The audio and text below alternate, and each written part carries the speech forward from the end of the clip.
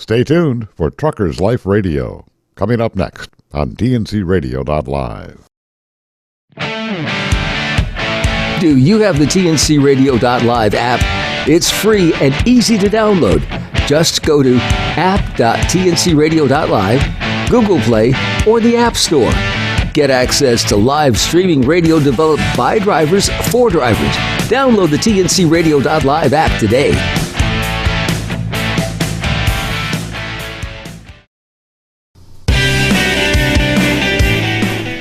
Hello and welcome to tncradio.live. This is Truckers Life Radio. And now here's your host.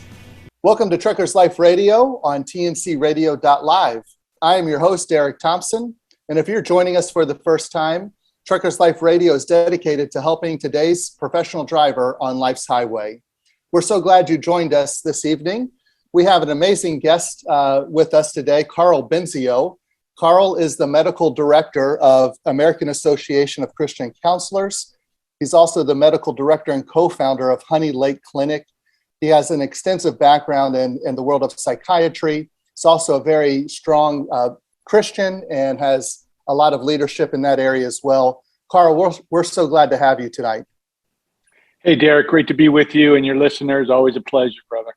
Yes. So, Karl, we always like to give our listeners an opportunity to get to know you a little bit better, kind of on a personal level. And I'd love for you to take some time to share a little bit about your personal story, your background, how you came to faith, and also what led you into the field of psychiatry. Oh, sure. Italian, Slavic, Eastern European background, and was born in the Pittsburgh area, very ethnic community. My parents were very young when they got married, very young in their faith, and they had me. I was surprised 9 months and 5 days later, so they didn't get a whole lot of time of figuring out the whole marriage thing on their own. Grew up in, we're a struggling family, and had a lot of difficulties. And ever since the age of 5, I feel that God just imprinted the idea of decision-making on my heart. And I was always fascinated by decisions and why people made the decisions they made. I saw some dysfunctional decisions in my home and the people around me. And, as a kid, you realize you're not making some good decisions sometimes. I really struggled with a lisp really bad, and I had a very bad stutter, and I had to take speech lessons from kindergarten through 4th grade just to help me speak so that I could be understandable. So I got bullied a lot, got made fun of. People would slap me in the back of the head to try to, help me get my words out and interrupt me and, laugh at what I said. And so I ended up being a person that was thought a lot about what you said, because there's certain words I couldn't use to start sentences with, because I would just stammer so bad. It would be so hard to start sentences with B's, D's, T's, S's as the first letter coming out of my mouth. So you end up thinking a lot, and you end up probably overthinking a lot in the process. Right. So it's just always interested in decision making, and I didn't really know that profession was a psychiatrist that really understands. Hey, this is why people make the decisions that they make. And so, I'm 59 years old, so I watched I Dream of Jeannie, and there was Dr. Bellows. I watched MASH, and there was Dr. Sidney Friedman, and there was Bob Newhart's show. And so I learned that, hey, this is the person, this is the profession that really helps with decision making. So as I grew.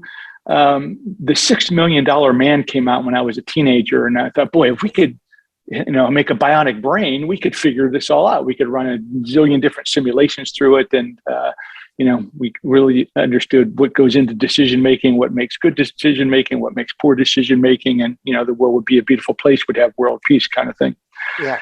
Well, I had a Sunday school teacher that I Dream of Jeannie was a favorite show, and we went to Sunday school one day, like in 3rd grade and 2nd grade, and she said, wow, if you guys had a wish, what would you wish for? We went around the Sunday school class, and for me, I love baseball cards and peanut butter milkshakes, and thought that would be my dream. And she goes, well, in the Bible, there's a place where God is a genie and gives a person a wish. And so she told us the story of Solomon, and how God appeared to him in a dream and said, Solomon, you got one wish. Whatever you wish for, I'm going to give it to you. Mm-hmm. And, I didn't realize it back then. Our teacher didn't tell us then, but, as you grow up, you realize that Solomon came from a really dysfunctional family. Right. David had 7, David's his dad, who killed Goliath and all kind of fame and was the king. David had at least 7, 8 wives, bunch of concubines. There's a bunch of half brothers, stepsisters, at least 20 brothers, at least several sisters. He has a brother that rapes a sister, a brother that kills a brother that tries to kill dad. So, you take any soap opera that we have, and Solomon had a pretty dysfunctional background, grew up in the palace, dad's the king, raised in opulence, handmaids, servants, tending to all his needs. So he could have wished for, nobody to rape each other, nobody to kill each other. We have Hanukkah and everybody gets along at the Hanukkah party kind of thing. But, he wished for wisdom. And as my teacher said, godly decision-making skills. So that sort of just reinforced this pursuit of, these professional aspirations of helping people with decision-making. So that's my sort of professional goal. But personally, we moved around a lot when I was a kid. So you move around a lot. When you move around, you make friends, but then you move and you lose them. Then you have to go make new friends, and then you lose them and make new friends. And I got to the point where I didn't really want to make any new friends anymore because I knew I was going to lose them. So I became a little bit more isolated and anxious, depressed, lonely. I was very good in sports, so that allowed me to move into a new place and to make some quick friends because they thought I was good in sports and they allow you in, but you never really are in the inner circle. So I always sort of felt left out. And so with that, you become a people pleaser, a class clown, because you want people to laugh at you and to like you when you move into a new place. And ended up drinking, a lot of inappropriate behaviors, and in high school still did well in class and still did well in sports, but these psychological issues were really plaguing me. Went to college, they escalated more, ended up losing a baseball scholarship, lost an Air Force ROTC scholarship, got caught cheating at Duke University. I went to Duke to major in biomedical engineering. I got caught cheating on a differential equations test, got put on academic probation, almost flunked out of school. Thankfully, God, continued to protect me, even though, drinking was out of control. Ended up, applying to medical school. I got put on the waiting list 3 days before the first year of medical school started. The lady from the registrar's office called and says, "Karl, it's a miracle. We've never gone this low on the waiting list before, but we've gotten down to your number. Are you still interested in coming?" I was like, "Of course I'm interested. I don't want to do anything else. This is what I've always wanted to do." Yeah. So I get into medical school, and you would think that I would have learned by then, but still, in my mind, I'm thinking, wow, I was able to do all this stuff, and this is how far it's gotten me. I can still continue to do it. And so my dysfunction continued.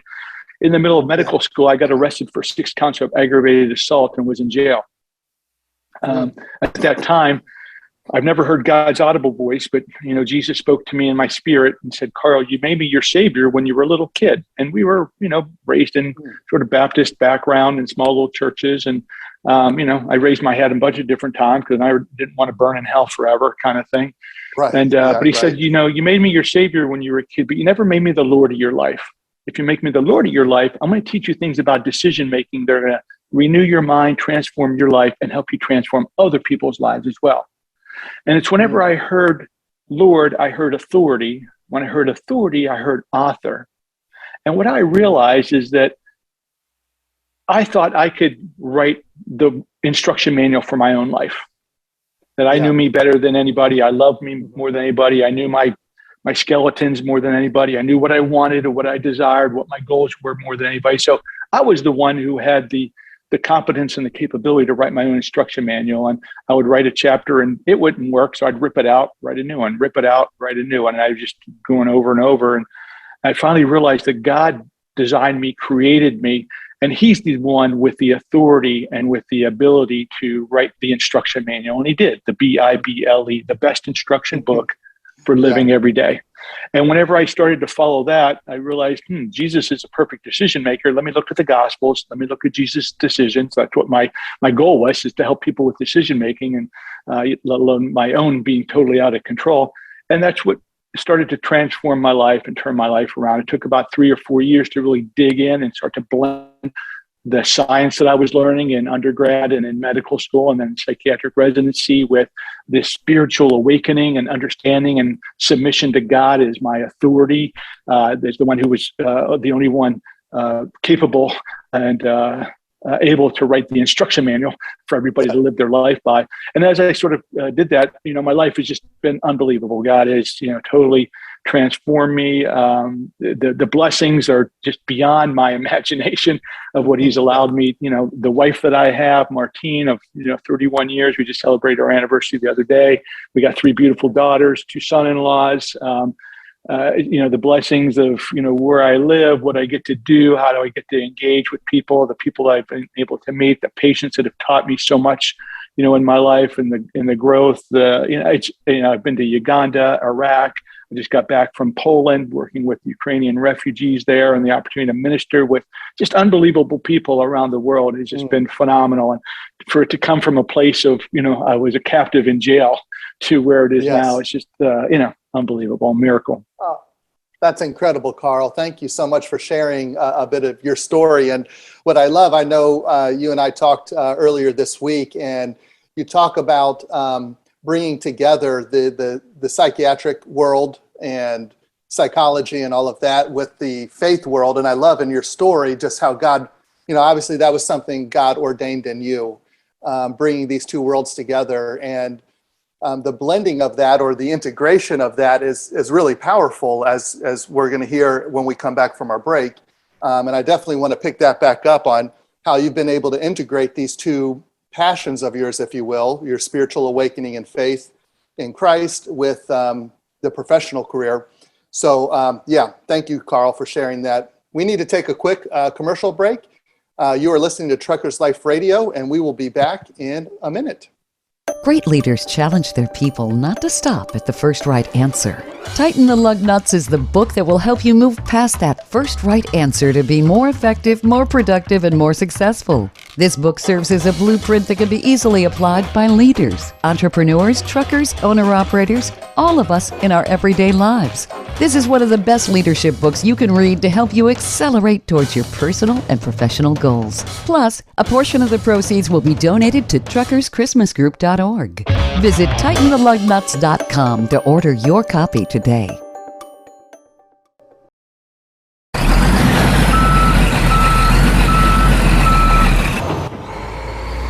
TNCRadio.live, your commercial driver navigation station.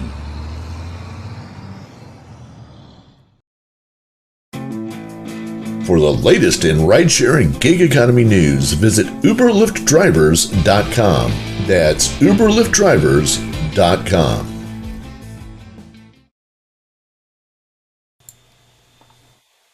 Welcome back to Truckers Life Radio. I'm your host, Eric Thompson, and we're having a conversation with Karl Benzio.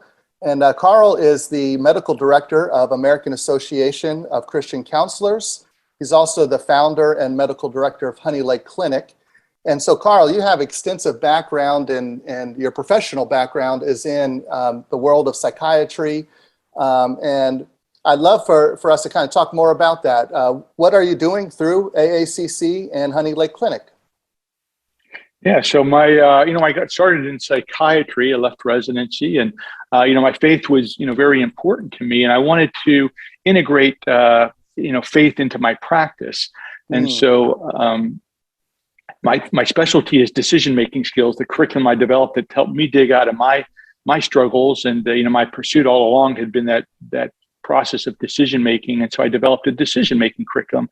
I put it into play. I ran adolescent units when I first came out of residency, and the units had significant turnarounds in being able to teach adolescent decision-making skills and see the lights sort of go on in their head, and them to have a little bit more command in their life. And as I tried to put more biblical vocabulary to the curriculum in secular space, I got some pushback, and that pushed me out into private practice, where I could be more overtly biblically based and use Bible vocabulary and Jesus and God more overtly.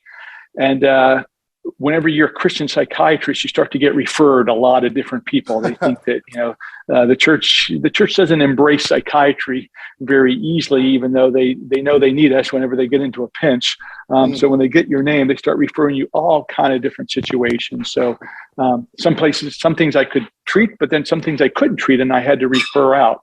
And it was, this is before the internet. And so trying to find treatment options for people was pretty difficult, trying to find a rehab or eating disorder facility or those kind of things. And I'm a kind of person I'm a fighter. I don't like to say no and say that you're beaten. So I'd say, hey, look, I can't do it, but let me find somebody that can help you.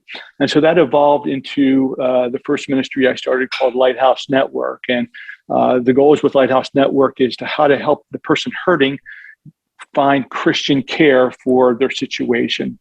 So we had a helpline that was the largest helpline fielding Christian behavioral health calls and trying to help people find care. The other thing we did was help the church understand this psychology stuff. Psychiatry is really the understanding of why we do what we do, why we make the decisions we make. So for me, that's what the Bible, is also about, is helping us be not just hearers of the word, but doers of the word. How do we be good, godly decision makers? So to me, they integrate very clearly. For a lot of people, they don't see, and they like, Karl, you're a Christian. How can you be a psychiatrist? Or the scientists ask me, hey, Karl, you're a scientist. How could you be a Christian and rely on this faith thing? They seem like they're opposites, when to me, they just, they blend so beautifully together. I can't see a world that, doesn't have psychiatry and faith so well integrated together. So Lighthouse Network grew. And as it grew, I sort of got known as the person that could go into treatment facilities, mainly addiction facilities, and put in Christian programs. So I would go into to treatment programs that were sort of medical model rehabs, and they wanted to put in a Christian track. So I was their guy that got called to help them put in curriculum and train their staff. And how do we bring biblical principles and talk about these incredible Bible stories, or these teaching in Proverbs or Paul or Peter or the Gospels and Jesus's parables about decision-making. That's basically, the Bible is the greatest decision-making textbook. And all Jesus' parables are about how we can become better, godly decision makers in life. So I got that reputation. And, with that, when you're a consultant, sometimes people implement 10% of what you give them, and sometimes they implement 90%, but they never really implement 100% of what you advise them. So you're always hoping, man, boy, I just wish God would give us our own place. And finally, we were approached by a church in Jacksonville called Celebration Church. And I had a partner with me, Dave Hoskins, at the time. And they approached us and said, hey, look, we got this beautiful retreat facility. It was a hunting, fishing, a retreat destination wedding place called Honey Lake Resort. We bought it to have church retreats, but we're not really doing well with those retreats. We think we can do something different. Can you put a treatment center there? And we're like, wow, this is a beautiful place for a treatment center. So outside of Tallahassee, we put together a place called Honey Lake Clinic. Started in 2017. We just had our 5th anniversary. It's a very unique residential treatment facility. We can treat addictions. We can treat mental health only issues like depression, PTSD, anxiety, bipolar disorder, obsessive compulsive disorder. And it's 100% Christian staff, Bible, God, Jesus. We help people grow closer to God, understand really who God is, and then how his instruction manual, the Bible, teaches us how to live life and to live life abundantly, and how we can apply those principles. And as we understand how God designed our mind to work, we bring in those psychological and psychiatric principles. We blend those together for people, to really have transformed experiences there, and the lights really go on, and just amazing, life change occurs. So with that moved for, about 5 years, and I still oversee and direct that. But, I believe God has called me ever since I was a kid into a bigger space of Christian behavioral health. And there's a lot of people out there that are doing great things, but there's nobody that we all work in silos for the most part and do our things in isolation. And I believe all of Satan's forces sort of work together, as one big army, and they pick us off one by one because we're not as coordinated or as collaborative together, and synergized, and we're not working together. Exactly. So, just like Nehemiah was called to be sort of the general contractor and facilitator of the rebuilding of the city of Jerusalem, in the temple there, I feel that my sort of special commissioning by God is to be a Nehemiah type who sort of oversees the rebuilding of the city of healing. You know, to me, Jesus is the perfect psychiatrist. He's the great physician, the wonderful counselor. You put those professions together, that's a psychiatrist. So Jesus is the perfect psychiatrist. His teaching was revolutionary, was countercultural. I believe he came to earth to heal the brokenhearted, set the captives free, to start a behavioral health revolution, right?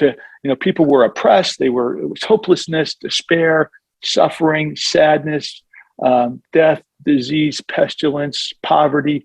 And his teaching was so revolutionary. He started a behavioral health revolution to bring peace, joy, freedom to the people. But the church has sort of lost ground in that. And I believe that, there's for a time such as this, when death, from suicide, from addiction are the number 1 and number 2 leading causes of death in our country, and abortion, number 3, the people are dying. And, for a time such as this, just like in Esther's time, here's a movement of Christian behavioral health. And so I now work with the American Association of Christian Counselors, which is the largest Christian behavioral health organization.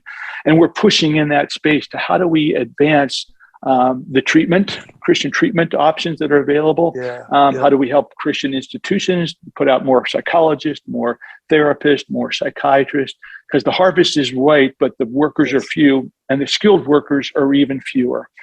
So that's what I believe my commissioning, my calling is to work with. I work with Focus on the Family, and I'm a consultant to them with Christian Medical and Dental. So there's a lot of different ministries around the country, and psychiatrists are far and few between. So I get the opportunity to help a bunch of different ministries. And I'm trying to pull and work with a couple other organizations like the AACC to pull all these different Christian behavioral health stakeholders together so we can be more unified and really push back and provide some great opportunities for healing for both Christians in the church and those people in the community that maybe don't know God or, aren't quite in the church, but boy, they're hurting and they're hopeless or they're struggling. And in this time of COVID, obviously, we're just massive behavioral health pandemic, and people are crying out, and they're fearful, they're worried, they're anxious. There's so much loss, trauma, hurt that they're experiencing. They want help, and we want to have the church be that psycho-spiritual emergency room that people go to get healing. Yeah, I love that concept of the local church as an ER, and absolutely agree with what you said. The harvest is plentiful. There's so much need out there when it comes to our mental behavior health and needs that we're having. We know that COVID-19 definitely exacerbated all of that. And so I love the vision of we need to get more workers, equip the faith community and Christian leaders to be able to handle the need that is out there, and working together, the networking, all of that is so powerful. So you mentioned one thing, with the great need out there, we know that one of the issues that many of our professional drivers face is the issue of suicide, and the suicide rate, I think, as you even mentioned, is kind of trending in the wrong direction. Probably a lot of that, again, just coming out of a pandemic that create us more even in isolation and put extra stress and financial pressure and all of that suicide is continuing to go in the wrong direction and is a particular issue for the professional driver. And so when we get back from our break, I want to get into this issue even more. I'd love to get your insight onto, when you talk about decision making, I'm not an expert in this issue, but I'm pretty sure that people don't just wake up one day and say, you know what, I think I'm going to take my life today. There's a process in place, a lot of decisions kind of along the way that would lead someone to then that faithful decision, to make that faithful decision. And I'd love to get your insight, Karl, on a little bit more about that and how we can help our professional drivers identify maybe some warning signs, how to seek help before they get to that point. And just generally, what can we do to help kind of reverse the trend? So before that, though, we need to take a quick commercial break. We will be back with Karl Benzio. Hello, everybody. This is Todd Dewey from Ice Road Truckers on the History Channel, and I love to listen to TNC Radio.live.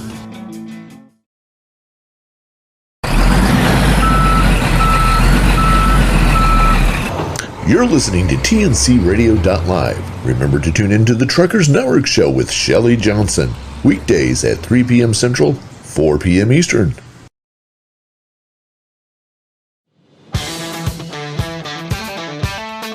I'm Shelley Johnson with Kathy Tuccaro. You can hear us Tuesdays on TNCRadio.live at 8 p.m. Eastern on Women Road Warriors.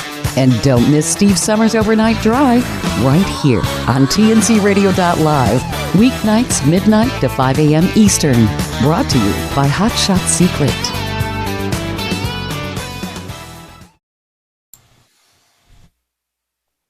Welcome back to Truckers Life Radio on TNCRadio.live. I'm your host, Derek Thompson, and we are having a conversation with Karl Benzio. Karl is the medical director of the American Association of Christian Counselors, as well as the founder and medical director of Honey Lake Clinics.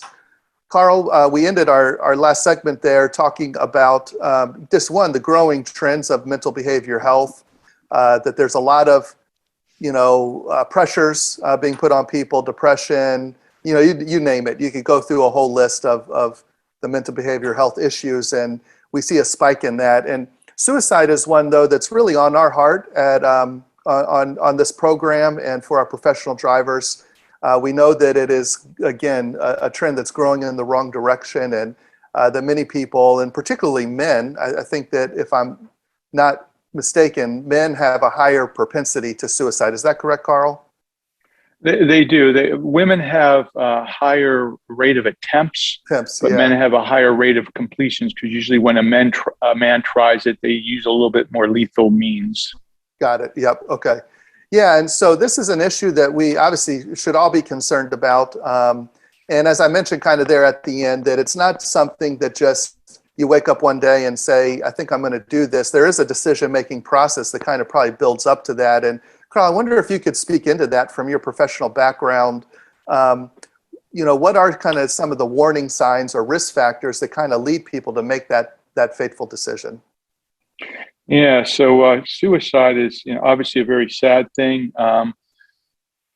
It's unfortunate that it doesn't get as much, I don't want to say publicity in a bad way, but it doesn't get talked about as much as it needs to. Yeah, it's kind of taboo a little bit, yeah. Very much so. We used to make these behavioral health awareness bracelets that our organization put out. And it was 11 beads. Each bead, it was very colorful, had some neat crystals in it. It was sort of eye-catching. Each bead had a different color. Each color represented a different, one represented depression, one represented anxiety disorders, psychotic disorders, sexual abuse, but one represented suicide. And my wife would wear them and, would catch people's attention and, at the bank, at the grocery store, and, oh, where'd you get that? That's really nice looking. And say, well, this is a behavioral health awareness bracelet. And it would start a conversation. And the person would say, oh, what do you mean? And my wife would, point to the beads, and people would say, oh, my son committed suicide 2 years ago, or my daughter has an eating disorder, or my father, committed suicide. And it's just right underneath. Yeah. And these are total strangers, right? Yeah. Having these conversations in public places, not even caring who's listening, because it's just right under the surface. Yes. So the way the CDC lists statistics, suicide is usually the number 10 leading cause of death. Because of COVID the last couple of years, it gets pushed down to 11.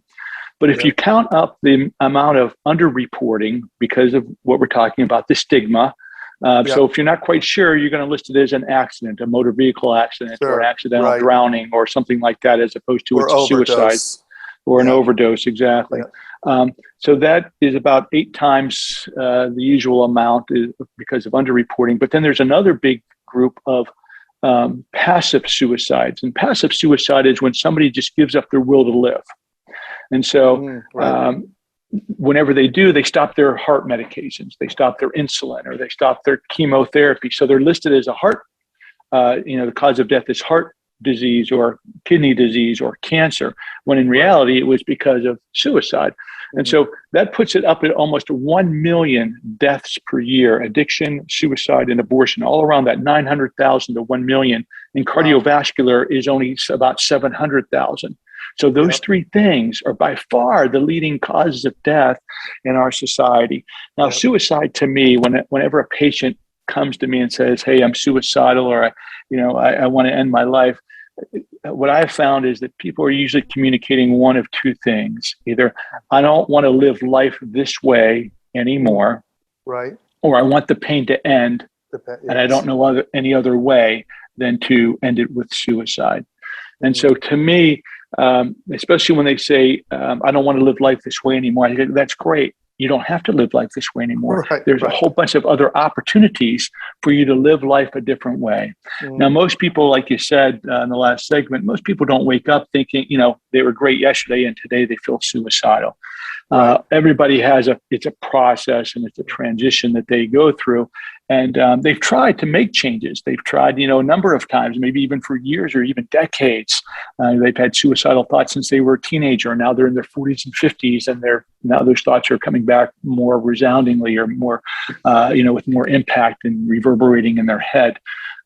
But they've tried to make changes. They didn't know how to make the changes that they wanted to make. And so that's where that psychological and spiritual element of being able to tie those together so that we can, in our, in the deep recesses, the essence of who we are, we can start to make some real actionable steps to really change the way we see things, the way we react to things, how we manage our emotions, in those situations. And then the pain factor, I just want the pain to end. Pain is a great teacher to us. We are certainly promised trials and tribulations. We're not promised a pain-free life. There is going to be pain, but we can teach resiliency skills. We can teach, the Bible is a great book about pain and how, God meets us in the pain, provides for us, is refining us, is teaching us, drawing us closer to Him. But in our society, oftentimes whenever people experience pain, they allow it to push them away from other people instead of allowing it to draw you closer to other people. To isolate, so one of the significant warning signs of when somebody's, obviously depression and, self-esteem, hopelessness, pessimism, some of those kind of things. But when a person really starts to isolate, that's a significant warning sign that, wow, they're starting to get adrift and they're not allowing other people to speak into their lives, to speak into the reality of their situation. So for us in, Honey Lake Clinic, there's people that are suicidal there. And what we found is that being able to help other people, it's amazing how people come in, they feel they have no value, they have no purpose, they're a loser, they're a failure, they contaminate everybody's life around them. Yep. Everybody would be better off if I was just gone. Right. But now they're there and they help another person smile. They help another person feel better about themselves. They give somebody feedback that person's, eyes start to light up. They go, wow, maybe I do have some value. Maybe I do have some purpose. Maybe I'm not as big a loser as I thought. Well, I can impact other people's lives. God can use me in other ways. Maybe I haven't been able to see it, but there is stuff in me that's redeemable, that's worth living for, that can have impact. So being able to help in those kind of areas, to see somebody start to realize that, I don't have to live life that way anymore. I can have a totally different mindset, a way to view things differently. And so it's all about that. How do we have different lenses? I often talk about, Charlie Brown and, the old, character Pigpen had this dirt cloud that used to follow him around. And so people with depression, especially suicidal thoughts, it's like having a big storm cloud around your head. Yeah. And how do we start to have that cloud thin so you can see you, God, your situation more accurately? Now, sometimes psychiatric medications are really helpful in decreasing that cloud of pessimism and darkness and failure and condemnation, that people feel. And then obviously having a good therapist, getting connected to, good Christian support at your church and your Sunday school class, small group, whatever that community is. To me, Jesus had perfect brain chemistry. Yeah. All the rest of us don't. Jesus is 100, on the scale of 0 to 100. All the rest of us are between 0 and 0.25. Right. We tend to think that, well, my friend John is, Derek is great. He does wonderful things. He must be a 90 and I'm a 5. Well, no, we're all between 0 and 0.5. We, on the outside, we dress in decent clothes. We speak pretty decently, and we, nobody really knows the skeletons inside I shared in the first segment some of my skeletons, and when you look at the outside of me, nobody would know that I've had those skeletons or those difficulties or those struggles. And that right. Everybody, has these hidden things that, we're all between 0 and 0.5. So we all struggle and we all need help. Well, how do we come together? How do we help each other? How do we speak into each other's lives? How do we help each other be able to see themselves more clearly, see God more clearly, see the situation more accurately? It's a lot easier to make good decisions and pursue life and life abundantly whenever we can see all those things more accurately.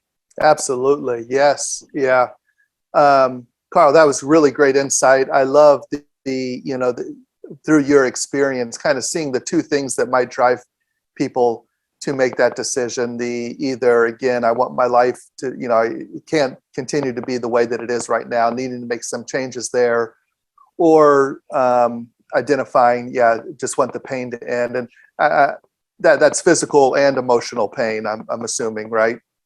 Oh, yeah, it's almost always psychological and spiritual pain. Most people actually tolerate physical pain, a lot better. Yeah. It's so much more concrete, and it's practical. You understand where it's coming from and what to do with it. Whereas psychological and spiritual pain, we're not taught and raised up very well how to deal with those pain issues very easily. So in most families, it's like if you have issues in those areas, we're not going to talk about that. We're going to sweep it under the carpet. Put a smile on your face and let's go out and get them. Big fella. Yeah. So that brings us, I think, to access to the resources that would help, and I think that's one of the difficulties, especially when it comes to suicide. You mentioned it can be a very isolating. People will start to isolate, kind of break away from some of the things that would help them. But I think one of those things is just awareness as far as where to access resources and help. If you're kind of heading down that road, or you've kind of seeing, things aren't going that well in my mind and in my heart, the access issue is going to be big. So when we come back from break, Karl, I'd love to let our listeners know how they can access help when it comes to this, either for themselves or for a loved one. But we do need to take a break. And when we come back, we will finish our conversation with Karl Benzio. Be sure to catch the Truckers Network radio show with your host, Shelley Johnson, weekdays at 3 p.m. Central, 4 p.m. Eastern, right here on tncradio.live.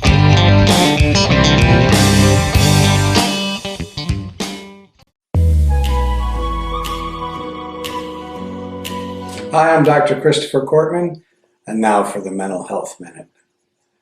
The great Alfred Adler used to talk about children quite a bit, and he said, children are very astute observers, but they draw erroneous conclusions about what they've observed. Therefore, they need adults to help them translate what they're witnessing and to put a good perspective on it.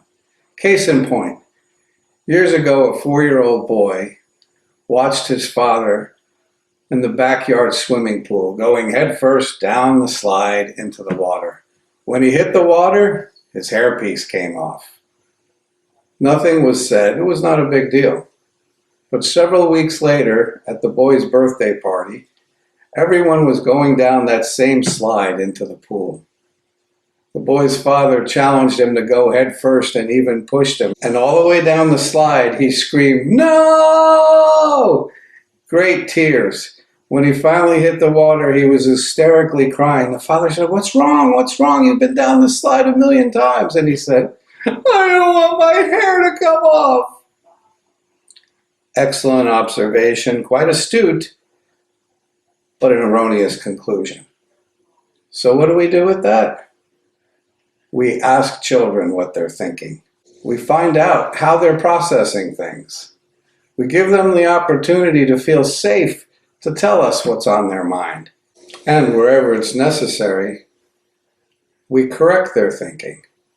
We give them more accurate information, and information that helps them to feel safer and better about themselves. And then hopefully they'll be able to keep their head and keep their hair.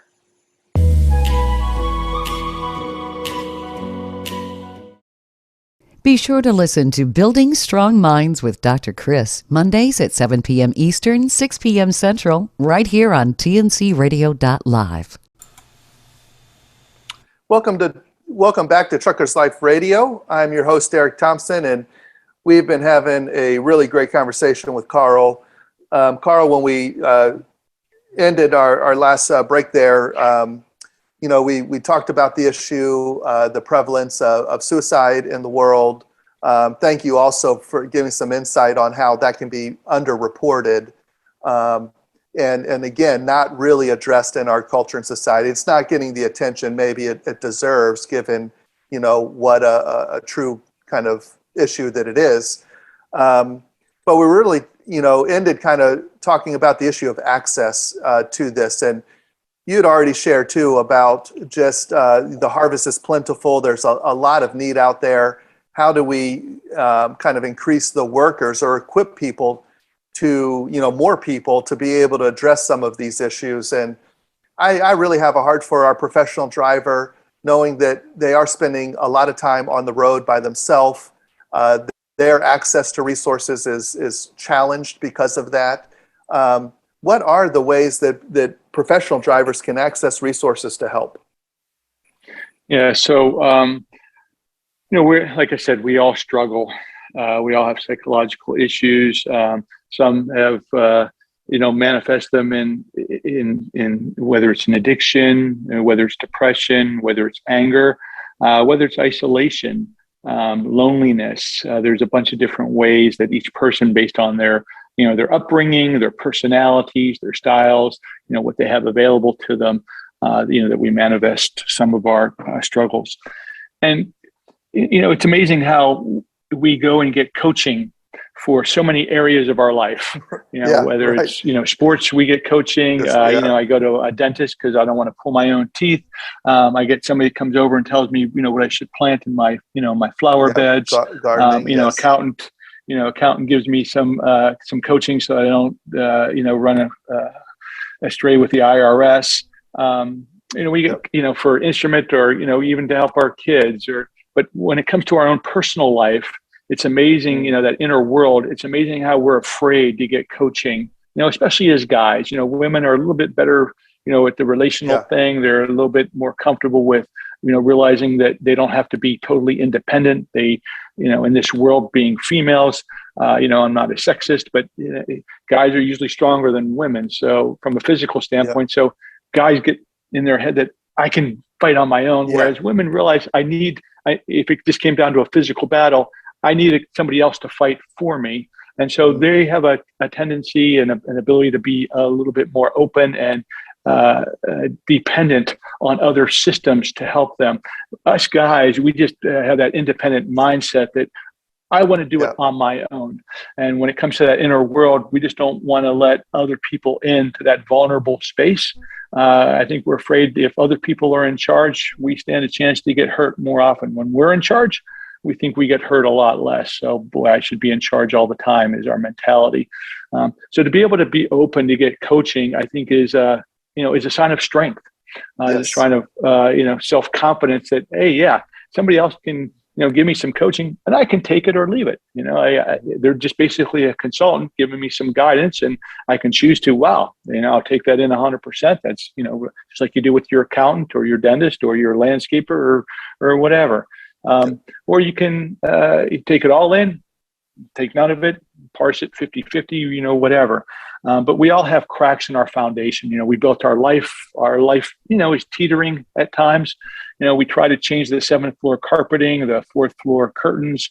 But sometimes, especially whenever a person is, struggling with depression or loneliness or some significant emotional distress or impairment in their decisions that they're making or how they're functioning, to get coaching for that, to allow somebody in to help you look at the foundation and see, what are some of the cracks in the foundation? We want to build our life on a rock solid foundation. Obviously, we want, Jesus to cement to fill in some of those cracks, but we want good psychological skills to fill in, those cracks, and to be able to have a coach, somebody who has some expertise to be able to help guide us, to coach us in these life skills, whether it's, with our marriage or whether it's, being on the road for extended hours, being separated, from your spouse, from your kids, the guilt, the loneliness, the temptation, the frustrations, the lack of accountability, when you're on the road on your own, the lack of regimen, the lack of structure, to your day. You can't get out and, play ball every evening at 7:00 to, get some stress out, shooting some hoops, or I like to play pickleball, those kind of things. So, truckers and people that drive professionally, there's a lot of oddities to that profession that make it life more difficult and can be more stressful. So to find somebody that you feel comfortable with, to be open about and to share what's going on emotionally and what are the parameters of your life that you have to work within, and to, what are ways that you can change or modify, work within those parameters to be, to achieve your God-given potential, to really live that abundant life. God is the author of great comeback. So trying to, as he did in my life, everybody has a great comeback story if we allow him to write the story and us to walk in it. So to be able to, reach out to a therapist, whether that's asking at your church, become part of your church community. Again, when you're on your road, sometimes it's harder to become part of a church community, whether that's online church, online podcast, or those kind of things to build that community. It does help to have that face-to-face, community contact where, you can look at people eye to eye and get that compassion, that empathy, that tenderness, the help each other kind of mentality. So trying to look at your church first to see, who does the church recommend? Is there somebody in your local area that you can have contact with? Focus on the Family does a nice job of providing an hour of counseling on the phone, and then they have referrals to people in your area. If you're, really struggling and, maybe you need a residential situation like a Honey Lake Clinic, there's a bunch of places like that around the country. And, to call my cell phone number, 215-630-8846. I'd love to be able to talk to anybody out there who's listening and who, has a need and, wants some help, and I can try to help direct them to that help. The American Association of Christian Counselors is a great organization I work with. We have coaching curriculum to raise up in churches, these first responders, these psycho-spiritual first responders. But if you call the AACC helpline, 866-COUNSEL, COUNSEL, 866-COUNSEL, that they'll be able to connect you with. We have an array of therapists around the country and some treatment centers that we work with that they can help you with options too. So, don't be afraid to give me a call at 215-630-8846, Dr. Karl. I'd love to be able to help you just, navigate a little bit better, find the options, for you that are going to work for you to help you, take this step of moving from, where you are now and just moving the needle. A lot of time we think, just like when we're working out, it's like, well, I can't run for an hour. Well, you don't have to run for an hour. Just run for 2 minutes and then walk for a minute. Run for 2 minutes. Well, just little steps. God doesn't want us to be perfect, from the get-go. When we're saved, none of us got a brain transplant. We all brought those struggles from our former life with us. So we all struggle. He knows we struggle. And he's going to put people around us, to help us, to encourage us, to guide us, to bring his wisdom into our life. But, we need to be open, and especially for the male listeners out there, it's not a sign of weakness. It's not a sign of failure. Your spouse is still going to love you, still going to encourage you, and actually might think, hold us in a higher esteem when they see our vulnerability and are willing to talk about and reach out and get some help for some of those things that they see us struggling with and they've been trying to help us with, but yet we've been too hard-headed sometimes to let them into that space. Absolutely. Yeah. I am such a big proponent of even just using the term coaching. I think especially for men, it's a very useful and important relationship, because we get coaching, as you said, in so many areas of our life. I even think of our professional driver, learning how to drive a big rig. You don't just hop in and just start doing it. You need coaching, training, someone who has that expertise to teach you how to maneuver around. And it's the same thing with our mental behavior health. Having coaches in our lives, therapists, people who have expertise in that to help us navigate, here are, as you said, the cracks in our foundation, things that we can improve on. So thank you, one, for making those resources available and even giving your cell number to help connect people who are struggling with this. But then as we end too, Karl, thank you so much for the idea. I think so much for our professional drivers. It's not just, we're both at the same time. We need help and we should be seeking things that help us, but we're also a conduit of help for other people. And I love that AACC is a place where people can go, where the layperson can go to get equipped on some level, get a certification in this, become a coach, help others. You are, our professional drivers, I think, can be beacons of hope and light for other people within their industry and obviously in their own families. So utilize that as well. Yeah, utilize that. See that you have an opportunity as a professional driver, not just to, move goods around, but also to do good in your life by supporting, encouraging other people who are going through issues. So, Karl, with that said, thank you so much for your time today. Thank you for your expertise and how you're allowing God to use you to bless your community and to impact people's lives through psychiatry. It was really a pleasure talking with you today. Well, thank you so much, Derek. Great to be with you and your listeners. And, my life verse is Isaiah 26:3. He gives him perfect peace, whose mind is fixed on thee, because he trusts you. And, our life is a merry-go-round that's spinning faster and faster and faster.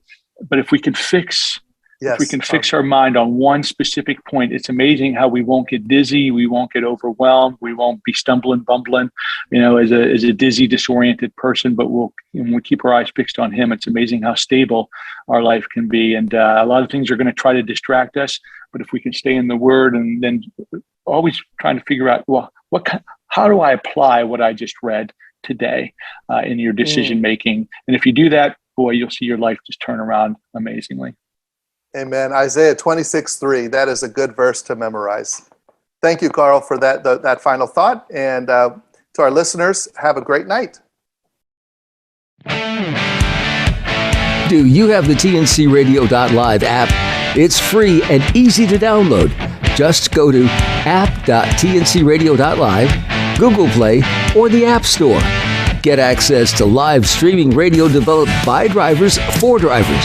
Download the TNCRadio.live app today.